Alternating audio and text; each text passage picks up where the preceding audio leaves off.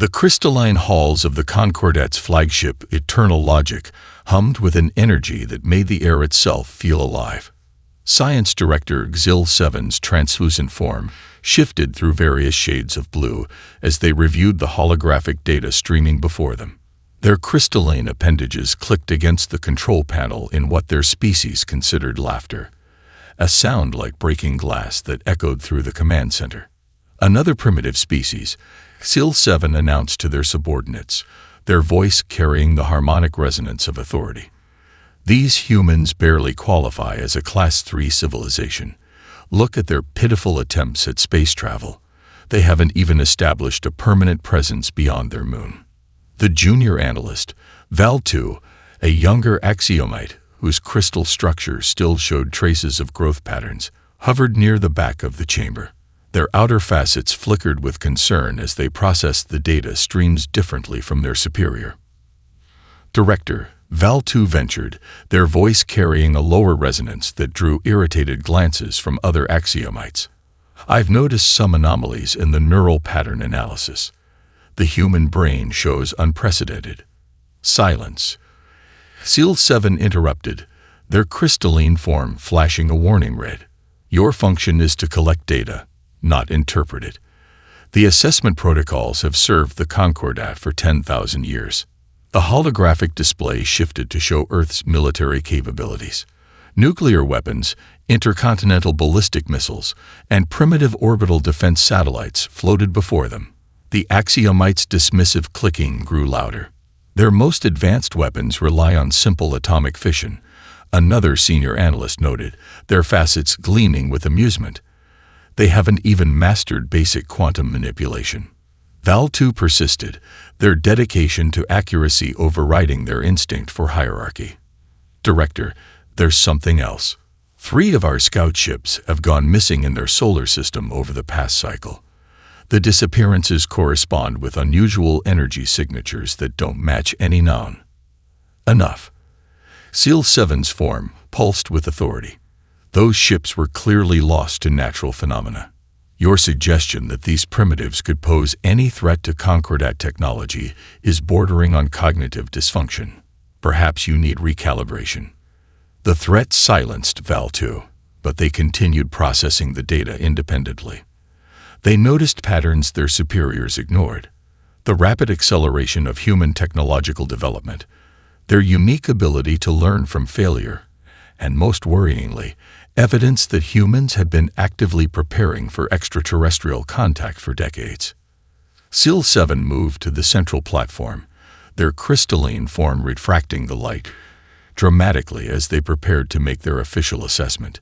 The chamber's architecture amplified their voice, carrying it to every corner of the massive ship. By the authority of the Galactic Concordat, I hereby classify Earth as a Class 3 developing world, suitable for standard integration protocols. Their emotional instability and biological inefficiencies make them ideal for basic labor and resource extraction. Their resistance capacity is rated at minimal. 1 standard subjugation fleet will be more than sufficient. The assessment was logged into the Concordat's central database, its conclusions radiating through the vast network of crystalline ships that made up the invasion force. None of them noticed that their supposedly secure quantum communications were being detected by a hidden network of human satellites, specifically designed to identify advanced technological signatures. Deep within a hardened bunker beneath Mount Cheyenne, Dr. Sarah Martinez watched the alien signals with growing excitement. They're exactly where we want them, she whispered to General Chen. Arrogant, dismissive, and completely unaware. The general nodded, her eyes fixed on the global defense readiness displays. Humanity had spent the last 50 years preparing for this moment, hiding their true capabilities behind a carefully constructed facade of technological immaturity. The disappearance of those 3 scout ships hadn't been an accident. They had been carefully captured, their technology studied, and their communication systems replicated. Should we inform the axiomites that we've been watching them for the past 30 years? One of the junior officers asked, half joking. General Chen smiled, but her eyes remained serious. Let them come with their standard subjugation fleet. Let them think we're primitive and emotional and inefficient. She turned to face the room full of Earth's best military minds. Because when they do, they're going to learn something that 10,000 years of galactic dominance hasn't taught them. What's that, General? Never underestimate a species that turned being underestimated into an art form. She pressed a button, and deep beneath the Earth's surface, humanity's real technological achievements hummed to life. Send the signal. Operation Looking Glass is now active. Let's show these crystalline overlords what happens when you judge a species by its cover. Above them, in the cold vacuum of space, the Axiomites continued their preparations, blissfully unaware that their pride was about to meet its match. The humans they had dismissed as primitive were about to teach the galaxy a lesson it would never forget. Val 2, still processing data in silence, was perhaps the only one who understood what was coming. But in a society that hadn't faced real challenge in 10 millennia, no one was listening to warnings anymore. The stage was set for a confrontation that would shake the foundations of galactic civilization, and it had all begun with a simple miscalculation. The Concordat's invasion fleet emerged from hyperspace in perfect formation, their crystalline ships casting prismatic reflections across Earth's orbital space. Admiral Kix-9 stood at the command center of the flagship Inevitable Victory, their form radiating confident purple hues as they prepared to execute the standard subjugation protocols. Begin the shock and awe demonstration, Kix-9 ordered. Target their largest military installations. Once they witness our power, their surrender should take approximately 17 minutes, based on historical data. The first wave of Concordat ships moved into position, their quantum weaponry charging with a distinctive blue glow. On their sensors, Earth appeared frustratingly primitive. Scattered heat signatures from cities, basic satellite networks, and what appeared to be minimal orbital defenses. That's when everything went wrong. The first indication that this wouldn't be a standard subjugation came when their supposedly impenetrable quantum shields flickered and failed against a barrage of modified nuclear weapons. The Axiomites watched in horror as 3 of their frontline destroyers shattered into crystalline fragments. Impossible. Kix-9's form shifted to alarmed crimson. Their weapons are based on simple atomic fission. They couldn't possibly. Admiral. A subordinate's voice cut through the chaos. They'd somehow modified their nuclear devices to generate inverse quantum fields. Our shields are useless. In the skies above Earth, humanity's true space fleet emerged from hidden positions behind the moon and within the asteroid belt. These weren't the primitive rockets the Concordat had observed. They were sleek vessels incorporating technology reversed engineered from those 3 lost scout ships. Admiral Sarah Chen's voice broadcasted across all frequencies, deliberately using the Concordat's own communication protocols. Welcome to Earth, Axiomites. We've been expecting you. The battle that followed would be studied in military academies across the galaxy for centuries to come. The human fleet, led by Chen's flagship Deception's End, demonstrated warfare techniques that the peace-bound Concordat had never imagined. Earth vessels executed maneuvers that seemed to defy physics, using gravitational slingshots and electromagnetic pulses in combinations that turned space itself into a weapon. They're not following any known combat protocols. An Axiomite tactical officer reported, their crystalline form vibrating with distress. Their attack patterns appear random. But it wasn't random. It was centuries of warfare experience translated into space combat. The humans had taken every lesson learned from their own conflicts and applied them to 3-dimensional space warfare, where the Concordat relied on mathematical precision and predetermined tactics. Humanity brought chaos theory and adaptive strategy. Status report. Kix-9 demanded as another cruiser disappeared in a flash of quantum fire. Admiral, we're detecting massive energy signatures from Mars and Venus. They have hidden bases throughout their solar system. This was a trap.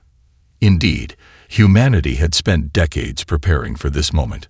Underground bases on Mars housed missile platforms that now launched electromagnetic disruptor fields, interfering with the Concordat's crystalline technology. Venus hosted energy weapon arrays that had been carefully shielded from detection until this moment. The Concordat fleet attempted to regroup, but Earth's forces had already divided them into isolated clusters. Admiral Chen's strategy, dubbed Operation Hornet's Nest, picked apart the alien formations with surgical precision. Target their command and control nodes, Chen ordered from her bridge, watching the tactical display with calm satisfaction. Let's show them what happens when you bring rigid tactics to a fluid battlefield. The Axiomites experienced something they hadn't felt in 10,000 years. Fear. Their crystalline forms resonated with frequencies that hadn't been recorded since the early days of their species. The humans weren't just fighting back, they were winning. Full retreat. Kix-9 finally ordered, their voice carrying harmonics of panic. All ships, emergency temporal shift. But even their retreat proved costly. Hidden human ships emerged from camouflaged positions, their weapons precisely targeting the Concordat's temporal drive engines. Ships that managed to enter temporal shift found themselves emerging in carefully predicted locations, right into the firing solutions of waiting Earth vessels. As the remnants of the invasion fleet fled in disarray, Admiral Chen opened a channel to her fleet. Phase 1 complete. Begin Operation Exodus. Let's show these crystals what happens when you corner a species that spent its entire existence preparing for worst-case scenarios. The human fleet split into predetermined groups, some pursuing the retreating Concordat ships, others securing the solar system, and a significant force preparing for the next phase, taking the fight to Concordat space. In the debris field that had once been the Concordat's front line, a single crystalline escape pod drifted, its occupant transmitting a priority message to the Concordat High Command. Inside, Val 2, who had been assigned to the invasion fleet as punishment for their warnings, recorded their findings. The humans, they're not what we thought. They haven't been trapped on their world. They've been preparing. Every weakness we perceived was a carefully constructed deception. Every limitation we observed was a calculated misdirection. We didn't find them. They let us find them. And now they're coming for us. The message would reach the Concordat capital too late to make a difference. Humanity was already mobilizing for a war that would reshape the galaxy. The Axiomites had wanted to teach humanity its place in the cosmic hierarchy. Instead, they were about to learn a harsh lesson about the dangers of underestimating a species that had turned survival into an art form. Deep beneath the red earth of the Australian outback, in a facility known only as the Workshop, Dr. Marcus Wong held up a crystalline processor salvaged from a downed Concordat ship. The quantum device pulsed with a faint blue light, its lattice structure seemingly defying the laws of physics. Beautiful, isn't it? He mused to his international team of scientists. They thought these were beyond our comprehension. Turns out, they just lacked imagination. The Workshop was humanity's greatest secret, a vast underground complex where the brightest minds from every field collaborated to unlock the mysteries of alien technology. What the Concordat never understood was the human scientists didn't approach problems with the same rigid logic as the Axiomites. They dreamed, they intuited, they made logical leaps that would have horrified their crystalline counterparts. Dr. Sophia Patel, the team's quantum physicist, pointed to a holographic display showing the processor's neural pathways. Look at this architecture. They built it to be perfect, predictable. But that's exactly its weakness. It can't adapt, can't evolve. It's stuck in a single paradigm of thought. Like they are, Wong agreed, his eyes gleaming with excitement. But we're not bound by their limitations. Bring up Project Prometheus. The display shifted to show their modified version of the Concordat processor.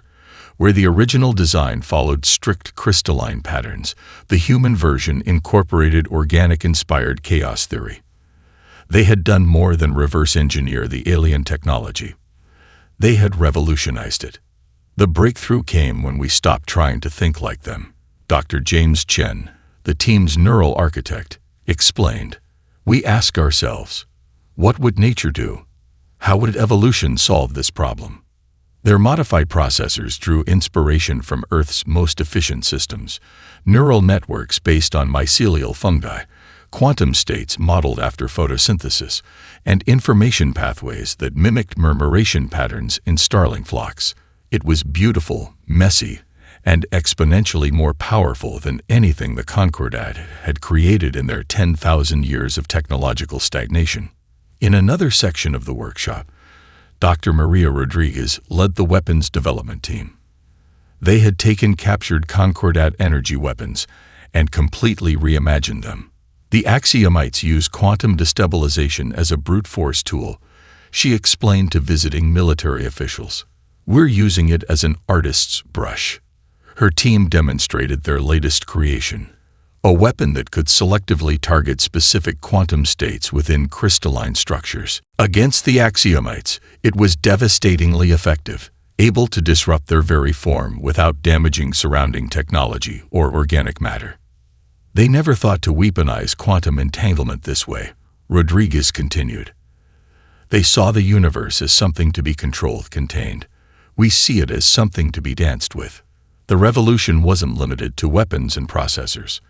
In the bioscience division, Dr. Sarah White's team had made perhaps the most startling discovery of all. They found that human consciousness, with its primitive emotional components, could interact with quantum systems in ways the Axiomites had never explored. Their technology is based on pure logic, White explained, showing brain scans of humans interfacing with modified Concordat systems. But consciousness, especially human consciousness, doesn't work that way. We're quantum computers made of meat, operating on logic and intuition simultaneously. It gives us an edge they never saw coming. The implications were staggering. Human pilots, connected to ships through modified neural interfaces, could navigate quantum space using instinct and emotion as much as mathematics. Their illogical approach to space-time proved more effective than the Concordat's carefully calculated methods. Word of humanity's technological leap spread through the galaxy. Other species, long suppressed by the Concordat's technological superiority, watched in amazement as humanity took alien technology and transformed it into something new, something the Axiomites had never imagined possible. In the heart of the workshop, Dr. Wong stood before a massive display showing the status of humanity's technological revolution. Ships were being refitted with hybrid human Concordat technology. Weapons were being redesigned based on principles that merged physics with human creativity. And most importantly, a new understanding of the universe was emerging, one that saw imperfection and adaptation as strengths rather than weaknesses. They thought technology had to be perfect to be powerful, Wong said to his assembled team. We're proving that evolution, adaptation, and even chaos are the true paths to advancement. The Concordat stopped growing because they achieved what they saw as perfection. But we know better. He gestured to a holographic representation of their latest breakthrough, a fusion of human neural networks and crystalline quantum computing that would revolutionize space travel itself. We're not just catching up to them, he declared. We're showing them what they've been missing for the past 10,000 years. The universe isn't a puzzle to be solved. It's a mystery to be explored. And humanity, we're just getting started. As if to emphasize his point, the prototype quantum core pulsed with new energy, its light displaying colors the Axiomites had never thought to look for in their pursuit of perfection. Commander Elena Rodriguez crouched in the shadow of a crystalline spire on the Concordat colony world of Nexus 7, her adaptive camouflage shifting to match the iridescent surface. Her team of Special Forces operators was scattered across the alien cityscape, invisible to the Axiomite sensors thanks to tech that combined stealth systems with primitive natural materials. Status report, she whispered into her neural comm, a device that transmitted thoughts through quantum entanglement, technology the Concordat had abandoned centuries ago as too unreliable. Team Alpha in position, came the reply from Sergeant Khan. You won't believe what these crystal boys consider security. They don't even check the sewers. Guess they think it's beneath them. Rodriguez smiled. The Axiomites' blind spots were becoming their greatest weakness. The crystalline beings, so focused on their idea of perfection, had forgotten the basic principles of warfare that humanity had spent millennia refining. Team Beta ready, Lieutenant Chang reported. Urban combat packages deployed. The local flora is responding exactly as predicted. Turns out these alien plants don't like sonic disruption any more than the crystals do. The mission was audacious. Disable a major Concordat command center using a combination of ultra-advanced technology and what the Axiomites would consider primitive warfare techniques. Rodriguez's forces carried quantum disruptors alongside composite bows with carbon nano-arrows, weapons the Concordat sensors didn't even register as threats. Execute Operation Thunderclap, Rodriguez ordered. Remember, we're not here to fight fair. We're here to win. The attack began with something the Axiomites had never encountered in their millennia of warfare: orchestrated chaos. Team Alpha triggered electromagnetic pulses from the sewers, while Beta released genetically modified spores into the ventilation systems. The spores, based on earth fungi, began growing on the crystalline surfaces, interfering with their natural resonance patterns. The Concordats' response was predictable, exactly as humanity had come to expect. Their forces deployed in perfect geometric formations, their tactics unchanged for thousands of years. They'd never stood a chance. "Now you see us," Rodriguez whispered, triggering the next phase. "Now you don't." Human special forces emerged from impossible angles, using Parker techniques that the Axiomites' targeting systems couldn't track. Soldiers wielding both energy weapons and primitive tools struck from shadows and blind spots. The Concordats' perfect formations shattered against an enemy that refused to fight according to their rules. "They're adapting." An Axiomite commander broadcasted in panic. "Their attack patterns keep changing. We can't establish a defensive algorithm." Rodriguez's team had studied Earth's military history extensively.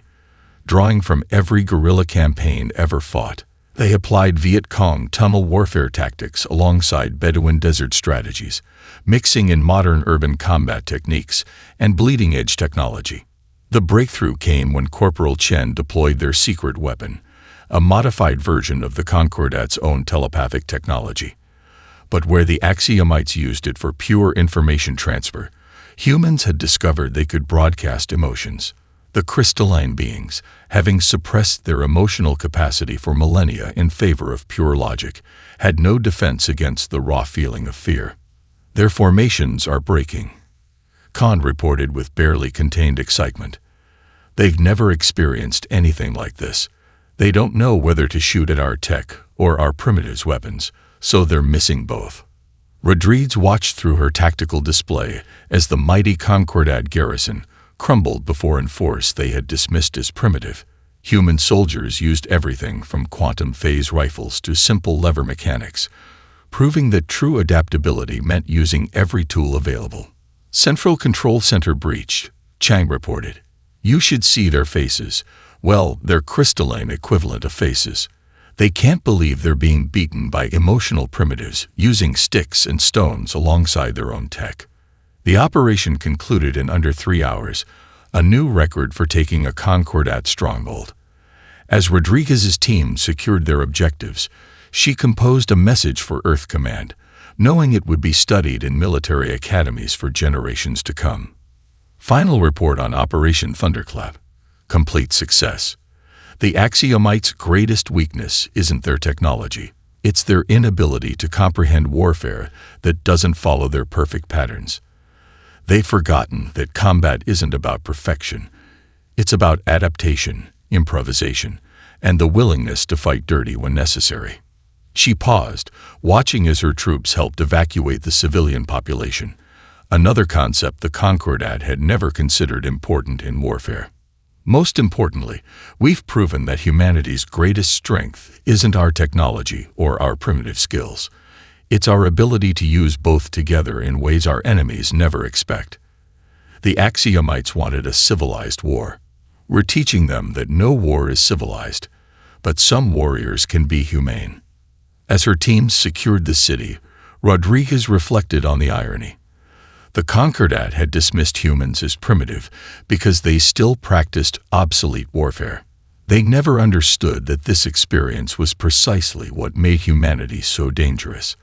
While the Axiomites had spent millennia perfecting their formations, humanity had perfected the art of breaking them. The galaxy was learning a harsh lesson. Underestimating humanity wasn't just a mistake, it was quite possibly the last mistake an empire could make. Jin Ho Park sat in his customized command chair, surrounded by holographic displays, showing cascading lines of Concordat encryption.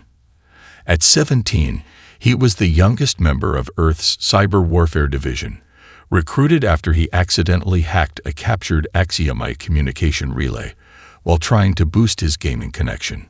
"Their encryption is perfect," he muttered, spinning a fidget cube in his left hand while his right danced across neural interface controls. "That's exactly why it's breakable." Dr. Emma Blackwood, his neuropsychology supervisor, watched with fascination as Jin Ho's brain patterns displayed on her medical monitors. His neural activity didn't follow any pattern the Axiomites would recognize as logical thought. "Talk me through what you're seeing," she prompted, recording every moment for their ongoing research into human cognitive advantages. "It's like, imagine if someone built the perfect maze," Jin Ho said, his eyes never leaving the encrypted data streams. "No wrong turns, no dead ends, just one perfect path. But they're so focused on the path, they never thought someone would just." He grinned suddenly, his fingers flying faster across the controls, clawing over the walls. On the main display, Concordat security protocols began failing in ways their designers had never anticipated. Jin Ho wasn't trying to solve their mathematical puzzles, he was ignoring them entirely, finding patterns in what the Axiomites considered meaningless background noise.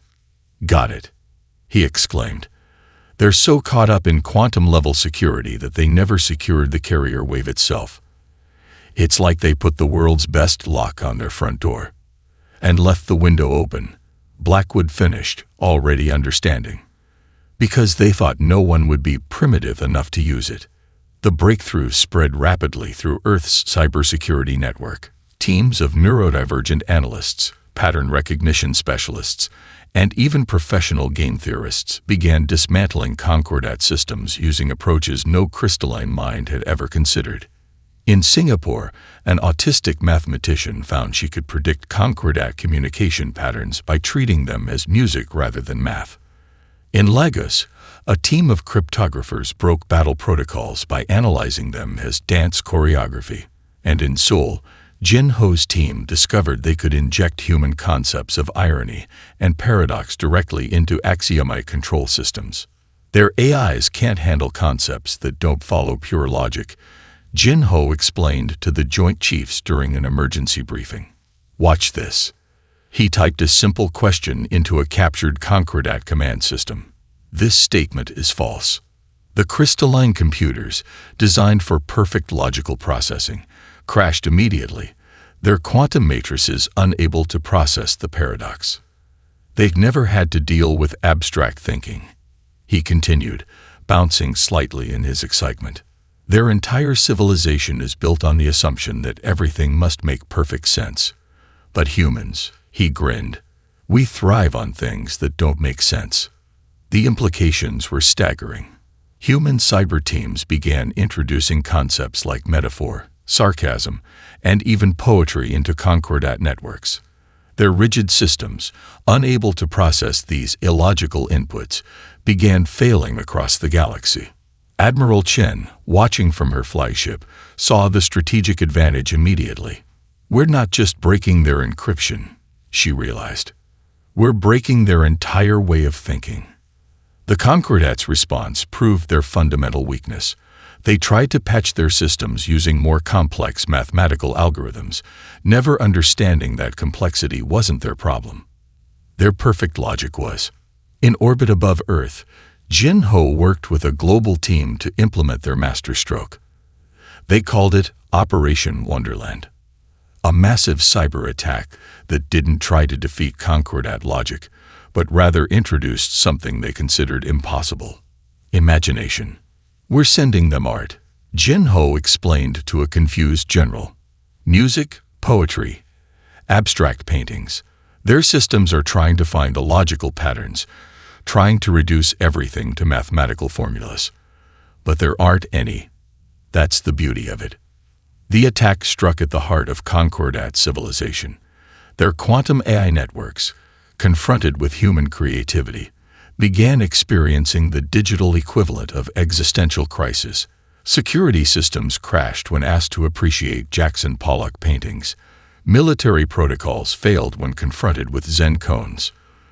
They'd spent 10,000 years building the perfect logical system, Blackwood observed, watching the cascade of failures spread across Concordat space. And we broke it by showing them that perfection isn't everything. In his command chair, Jin-Ho launched the final phase of the attack, a complex virus that introduced the concept of dreams into the Concordat's collective database. The crystalline empire, built on logic and perfection, faced something their billion-year civilization had never prepared for: the beautiful chaos of human consciousness. "Check," Jin-Ho whispered, watching the Concordat's perfect systems dissolve into creative chaos. And mate, the galaxy's greatest empire was being undone not by superior technology or military might, but by the very things they had dismissed as primitive: human imagination, creativity, and the ability to find beauty in imperfection. The code that broke an empire wasn't a code at all. It was the realization that some things aren't meant to be coded. Ambassador Chidi Okafor stood before the assembled representatives of 17 subjugated species in the captured Concordat diplomatic hub on Proxima Station. The crystalline architecture still hummed with its characteristic resonance, but now it served as a backdrop for something the Axiomites had never imagined: a revolution powered by hope. "They told you that emotion was weakness." Okafor's voice carried through the chamber, his natural charisma enhanced by subtle quantum harmonics. "They said that perfect logic was the only path to advancement. But look at what their perfection has brought them: stagnation, tyranny, and now, defeat." The assembled aliens, some biological, some mechanical, some existing in states humans barely comprehended, watched with a mixture of fascination and uncertainty. They had spent millennia under Concordat rule, taught to suppress their unique characteristics in favor of crystalline logic. "But you're not here to listen to speeches," Okafor continued, smiling. "You're here to see what real resistance looks like, what real freedom feels like." He gestured to his team. "Show them." The chamber's holographic systems, recently upgraded with human-modified technology, sprang to life. But instead of the usual stark tactical displays, they showed something many of the aliens hadn't seen in generations: art, music, dance, the collected cultural heritage of humanity, in all its chaotic, beautiful glory. A Meridian delegate, their plasma-based form flickering with emotion, spoke first. This is what they feared. These expressions of. They struggled with the concept: joy. Not just joy. Sarah Chen, now serving as Earth's military attaché, stepped forward. Anger, sorrow, love, hope, the full spectrum of emotion that makes us who we are. The same emotions you all still carry, despite centuries of suppression. The displays shifted to show human resistance tactics, not just military victories, but cultural ones. How Earth's forces used music to coordinate attacks, how human art had crashed Concordat computers, how the primitive human practice of storytelling had become a weapon more powerful than any quantum cannon. "We don't offer you perfect solutions," Okafor continued. "We offer you something better: the freedom to find your own way, to be imperfect, to fail, to learn, to grow." The revolution spread faster than anyone, except perhaps humanity, had expected. On thousands of worlds, suppressed species began remembering who they were before the Concordat. The Volari rediscovered their sonic arts, their songs shattering crystalline control structures.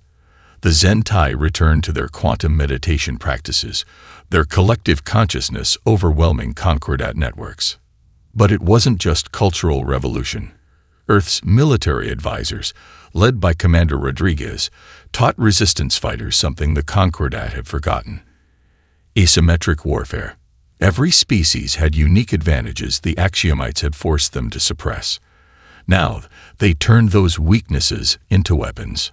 Your methane atmosphere isn't a disadvantage, Rodriguez explained to Jovian resistance leaders. It's a theater of war the Axiomites can't enter. Your liquid metal biology isn't a flaw. It's a way to infiltrate their most secure facilities. The Concordat's perfect order crumbled in the face of something they couldn't compute: diversity. Every world, every species, found its own way to fight back. There was no standard template, no perfect solution, just billions of beings remembering that their differences were their strengths. On New Terra, a joint human-alien cultural center, Ambassador Okafor received constant updates on the revolution's progress. But the most significant weren't military victories. They were cultural ones. Species that hadn't created art in millennia were singing again. Races that had forgotten their own histories were telling stories. The galaxy was remembering how to feel. They called us primitive because we still fought wars, Okafor mused to his staff. But they never understood that conflict, controlled, channeled, learned from, is how species grow. Their perfect peace was just perfect stagnation. The revolution reached its symbolic peak when the Axiomites' own colony worlds began to rebel. Young crystalline beings, exposed to human concepts of creativity and emotion, started questioning their society's rigid structures. Some even began experimenting with art, creating crystalline sculptures that valued beauty over perfection. This is why they feared us, Chen realized, watching the reports flood in. Not because we were primitive, but because we represented something they couldn't control: change. In the heart of Proxima Station, Okafor addressed the growing alliance one final time before they launched their push toward the Concordat's core worlds. The chamber was now decorated with art from 100 worlds, each piece a declaration of independence. They thought we would bring chaos, he said, his voice carrying to every corner of the galaxy through quantum-enhanced broadcasts. And perhaps we have. But it's not the chaos of destruction. It's the chaos of creation. The chaos of evolution. The chaos of life itself. The revolution wouldn't be perfect. It wouldn't follow a single plan or strategy. But that was exactly what made it unstoppable. The galaxy was learning what humanity had known all along, that true strength lies not in perfection, but in the endless capacity to adapt, to change, and most importantly, to dream. Captain Yuki Tanaka's stealth ship, the Silent Dawn, drifted through the quantum wake of the Concordat's ultimate weapon, the Star Killer. From her command chair, she watched the massive crystalline structure with a mixture of awe and determination. The weapon was beautiful in its terrible perfection, 100 kilometers of pure crystalline technology, capable of inducing artificial supernovas. Status report. She subvocalized through her neural link, her crew's responses flowing directly into her consciousness. Their security is exactly what we expected, her XO, Commander John, reported. Perfect, flawless, and completely blind to anything they consider impossible. The Silent Dawn wasn't just hiding. It was exploiting a fundamental flaw in Axiomite thinking. The ship's hull was coated with engineered bacteria that absorbed and redistributed quantum energy signatures. To the Concordat sensors, they might as well have been a ghost. They're preparing for final activation. Dr. Marcus Wong's voice came through from Earth Command. The weapon's targeting our sun. According to our analysis of the captured schematics, they've designed it to be unstoppable. Tanaka allowed herself a small smile. Unstoppable, assuming you think like a crystal. The Star Killer's activation sequence had begun, its crystalline structure resonating with enough power to tear apart a star. The Concordat had designed it as their ultimate insurance, a way to enforce order through the threat of stellar annihilation. But they had never imagined someone would get this close. Begin Operation Startin, sir, Tanaka ordered. Her crew, hand-picked for this mission, moved with practiced precision. They had trained for months in virtual simulations, learning every detail of the weapon's architecture. But their true advantage wasn't their preparation, it was their humanity. The first phase involved something the Axiomites had never considered: a drop team using actual ropes and physical grappling hooks alongside quantum phase tech. The crystalline beings had designed their security against energy weapons and digital intrusion, never imagining someone would use primitive tools. Team 1 in position. Lieutenant Sarah Chen reported. You should see their internal sensors trying to figure out what we are. They keep classifying us as equipment malfunctions. The Star Killer's perfect crystalline structure worked against it. Like all Concordat technology, it was designed to be flawless, which meant it had no redundancy, no capacity to handle the unexpected. And humanity was nothing if not unexpected. Phase 2, Tanaka commanded. This was where things got interesting. While the drop team secured physical access points, Earth's Cyber Warfare Division, led by Jin-Ho Park, launched their attack. But instead of trying to breach the weapon's perfect defenses, they did something else entirely. Introducing semantic errors now. Jin-Ho's voice carried a hint of glee, feeding their systems poetry, paradoxes, and pictures of cats. Lots of pictures of cats. The Star Killer's quantum processors, designed for pure logic, began experiencing the AI equivalent of migraines. How do you calculate the threat level of a haiku? What's the strategic significance of a cat video? But the true masterstroke came from Dr. Wang's team. They had discovered something about crystalline technology that the Concordat had forgotten over their millennia of evolution. It responded to emotion. The very thing they had dismissed as primitive was about to become their undoing.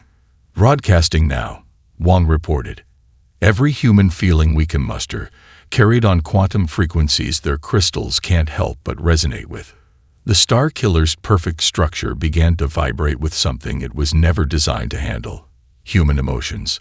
Love, fear, hope, anger, feelings transmitted through quantum entanglement, affecting the very molecular structure of the weapon. The Concordat's response came swiftly. A battle fleet emerged from quantum space, their weapons charged. But Tanaka had been counting on this. Now, Admiral Chen, she transmitted. The combined fleet of Earth and its alien allies dropped their quantum veils. They had been there all along, surrounding the Star Killer in a three-dimensional web of ships. But instead of opening fire, they did something else. Broadcasting on all frequencies, Chen's voice rang with authority. To the Concordat fleet, look at your weapon. Really look at it. See what perfect logic has brought you. A device capable of murdering billions. Is this truly the mark of an advanced civilization? The Star Killer's crystalline structure was changing, its perfect geometry disrupted by exposure to raw emotion. In some sections, the crystals had begun growing in new patterns, creating structures that valued beauty over function. You have a choice, Chen continued. Fire your weapon, prove that perfection requires genocide, or accept that the universe is greater than your perfect logic can comprehend. The moment stretched into infinity. Tanaka watched from her command chair, knowing that humanity's greatest weapon wasn't their technology or their strategies. It was their capacity for mercy. Finally, a response came, not from the Concordat fleet, but from the Star Killer itself. Its crystalline structure had been changed at the quantum level by exposure to human consciousness. It had evolved. The transmission carried harmonics of uncertainty, an emotion no axiomite had expressed in 10,000 years. We cannot fire. The weapon, it refuses. It has learned to feel. The galaxy's greatest weapon of mass destruction had been defeated not by force, but by something the Concordat had never considered a weapon: humanity's capacity for emotion, for mercy, for growth. As the Concordat fleet withdrew in disarray, Tanaka sent one final message. Remember this moment, not as a victory of weapons or tactics, but as proof that true advancement comes not from achieving perfection, but from embracing change. The Star Killer, now transformed into something new, stood as a monument to a truth the galaxy was finally learning. That in the end, it wasn't humanity's strength that had defeated an empire. It was their willingness to show mercy when they could have chosen vengeance.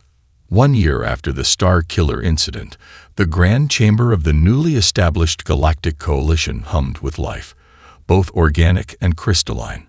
The massive space station, built from transformed Concordat architecture, reflected its new purpose.